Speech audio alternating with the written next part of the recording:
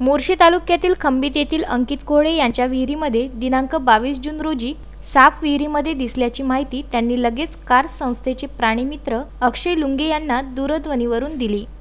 त्यांनी आपले सर्पमित्र शुभम पाचारे, गौरव पारिसे, धीरज भोयर, अभि ठाकरे, राहुल नान्ने, सूरज अमजिरे, अभि भोकरे यांना पाठवले।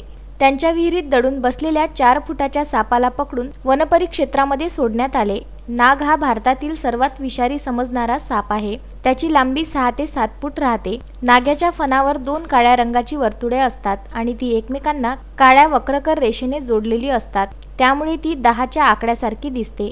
काही नागामध्ये वेगळा आकडा असतो तर काहींमध्ये नसतो। त्याला डिवचले असता तो शत्रूंना फुटकार मारून इशारा देतो। नागाला कान नसतात, त्यामुळे त्याला ऐकू येत नाही।